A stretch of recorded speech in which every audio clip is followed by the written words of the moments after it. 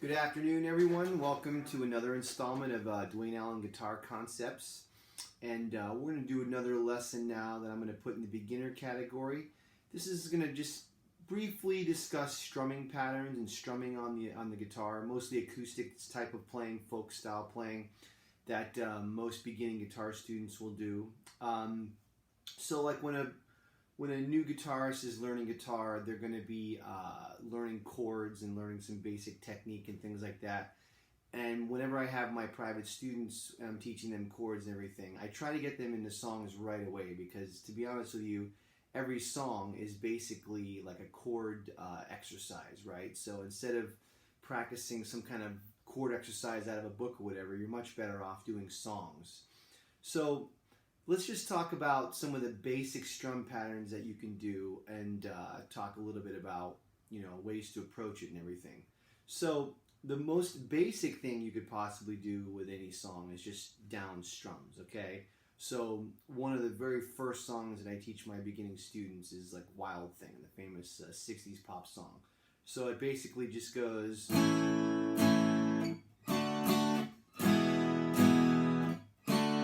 So as you can see, it's a pretty easy song and it just repeats over and over and over again.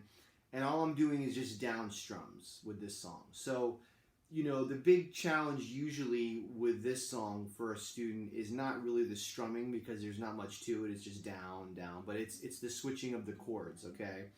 I talked about... technique in an earlier lesson where I talked about getting better at switching chords and all that. So we're not going to talk much about the left hand right now. We're going to talk about the right hand, okay? So basically on a song like that, you're just going to strum 2 times per chord.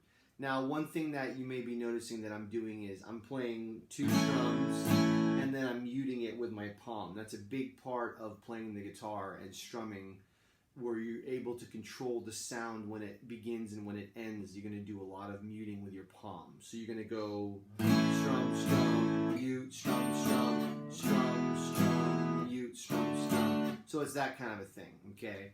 So there's other songs that do down strums like that, like something like Louie Louie.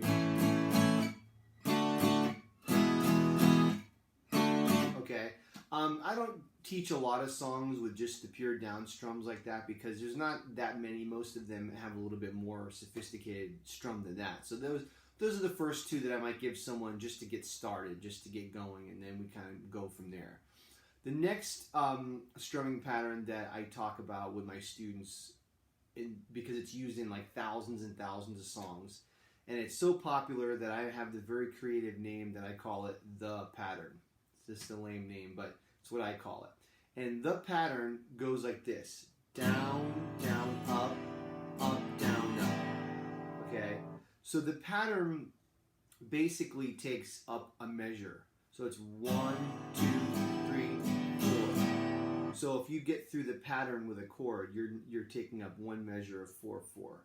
So I'll have my students practice this, the down, down, up, down, up. Now, when you're strumming up and down, down, up, or whatever, I always tell my students, first of all, if you go back to that technique lesson that I did, I talk about like when you're doing scales and things like this. I tell people to keep their 3 fingers down on the guitar and kind of curl it so they can move it around. That's how I do it. There's other people do it other ways, but that's the way I do it and the way I teach it. So, but when you're strumming, you don't put your fingers on the guitar, but you do kind of keep them out. I try to avoid people playing like this, although a lot of people do play like that. I tell my students, keep your fingers out, and when you're strumming, especially if you're going like down, up, when you're going up, it's going to be a weaker sound, and your pick is not going to hit all the strings when you're coming up. That's just the way it works out.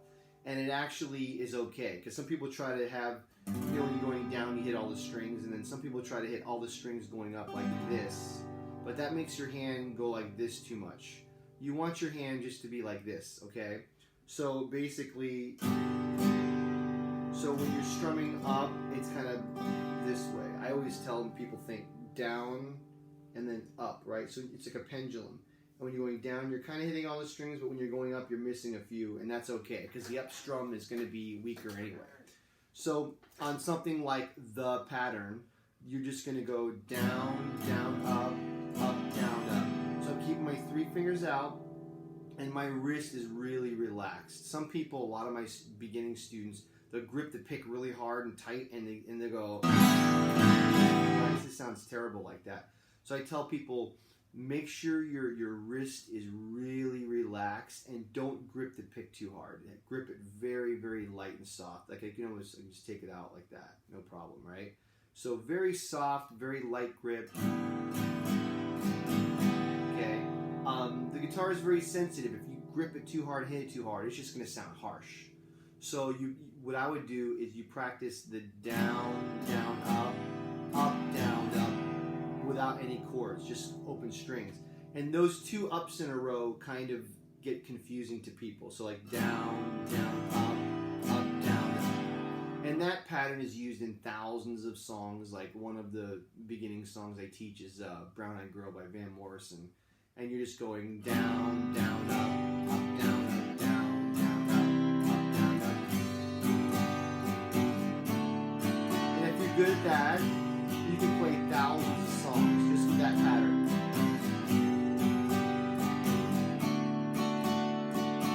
I tell a lot of my students, once they learn all their basic open chords, that if they get the pattern, they can go off and write, songs and make $1 million, because you kind of can with just that pattern and your basic chords. Another song like Take It Easy from the Eagles, same kind of deal. This one's got a quick switch, but the rest of it is the pattern. Down, up, down, up, down, down, up, down, up, down, down, up, down, up, down, down. So as you can see, my hand, fingers are out, relaxed, wrist is relaxed, okay? So that's a very famous pattern that you want to practice. Doing these videos that I'm going to do, I just played through a couple songs. I'm not going to really use a lot of songs when I'm teaching, just because I'm afraid of copyright issues. When I teach privately, I teach lots and lots of songs all the time. I write them out for people and all that. But doing the YouTube video thing, I have to be a little careful. So even though I mentioned those songs, I'm not going to get into teaching you exact songs. You should do that on your own or with a teacher or whatever. But another strumming pattern that is sometimes used as well is just straight up, down, up. Just right. Now this is something that you want to get good at, because it'll set you up for the next pattern that we're going to talk about. So I'm trying to think of a song off the top of my head that uses all down, up picking.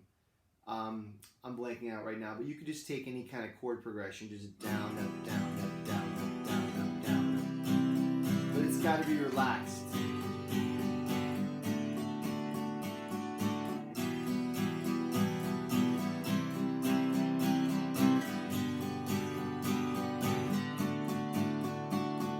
So you have the pattern, you have the down, up strumming like this, down, up, down, up, down, up. Some of the songs use that. The most widely used type of strumming that I've encountered, that I've seen, is kind of the hardest one to teach, okay? And I call this one free strumming, okay? And that's when you're switching it up quite a bit. You're not sticking with a specific pattern, okay? A good example of that would be like Knocking on Heaven's Door by Bob Dylan. So if you're going like a...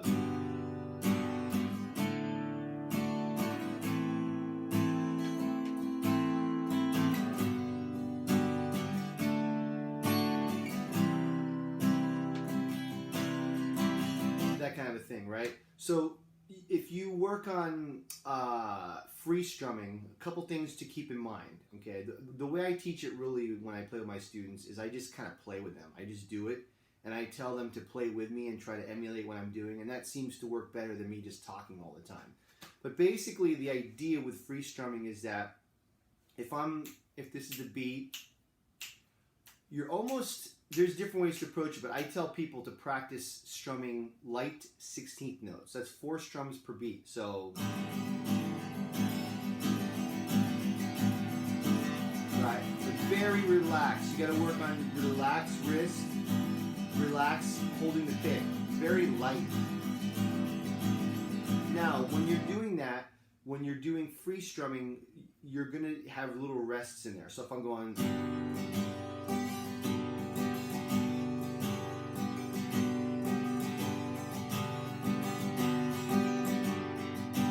see how this is moving all the time, right? But I'm not playing every 16th note. I'm taking little breaks in there. What breaks am I taking? I don't even know, because it's changing. It's kind of like someone jamming out on a bongo drum, right? They're doing a pattern, but then they're changing it up a lot. So it's not really a set thing. The key is keeping this going, because a lot of my beginning students will go like this. They go, right? It sounds very stiff and it doesn't have a flow to it. So you want to avoid that. You want to keep this going. Okay, and then I'm going to do it for a while, and you could be at home, I'm playing a G chord. Play with me and kind of try to emulate what I'm doing. So I'm keeping my hand going, but I'm having little rests in there, and that breaks up the pattern. So C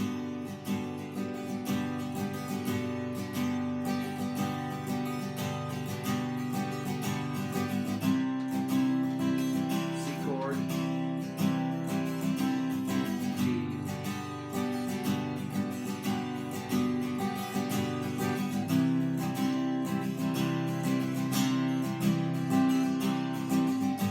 that kind of a thing. It takes a lot of practice, and it's one of those things I always find it hard to teach, because it's just one of those things that's easier learned by just watching and doing. So like I said, I'll maybe play along with the video of me doing it and then try to keep up with it the best you can. But that's basically what I do with my students, and then they'll play with me and I'll say, oh, try this, try that, and then eventually they get it. It takes most students a while, so you have to be patient. You just take time. But one of the main things, though, is your rhythm has to be really good. That's one thing that a lot of people, a lot of guitarists, they overlook rhythm guitar because it's not flashy and you're not soloing and all that. But a really great rhythm guitar player, somebody like a Bob Dylan or a Neil Young or a Tom Petty or whoever, you know, they can do a concert where they're by themselves, just singing and playing guitar, and it sounds great because their rhythm is so good. So I'm going to do another lesson soon talking about playing with the metronome and having good time, because that's everything in music. But if you have good rhythm, you can really hold people's attention just with that. And that's getting back to the free strumming. The rhythm's got to be right on. So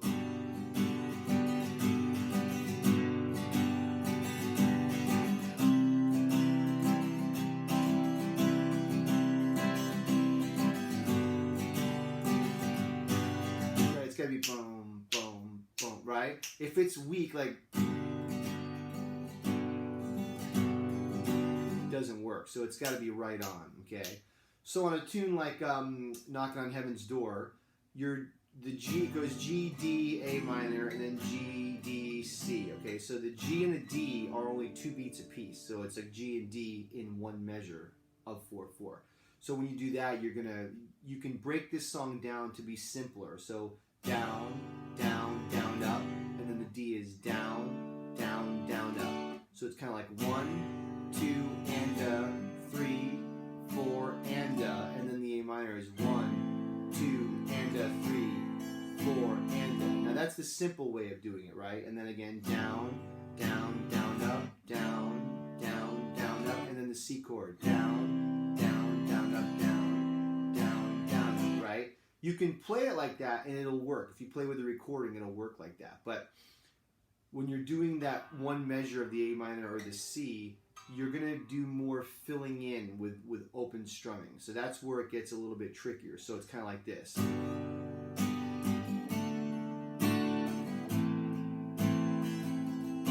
See, I'm filling it in. And it breaks up the pattern. Sounds a bit more flowing.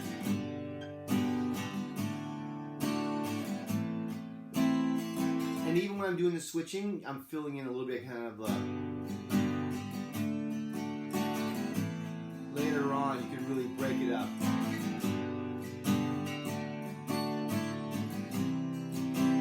But the rhythm's got to be good.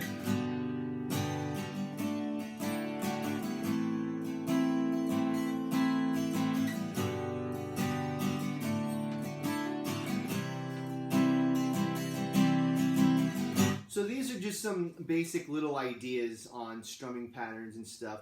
This is where having a teacher really can help, because when you're a beginner learning this stuff, there's a lot of things you can do wrong. You can, do this and play really tight and your sound isn't good. And there's a lot of things. This is where one-on-one really helps. When I'm with my students, is I'll say, no, try this, try that, think about this, and because that way you have someone listening to you. With a YouTube video like this, I can't help you through the video screen. So the biggest thing that I tell everyone with learning how to strum, it takes time, takes a lot of practice, like anything else, but try to sit and play with other people, even if it's not a guitar teacher. It could be a friend or someone, where you're watching how they do it and you're kind of emulating it. And the other thing is to play along with records. That's how you get a really good rhythmic feel, right?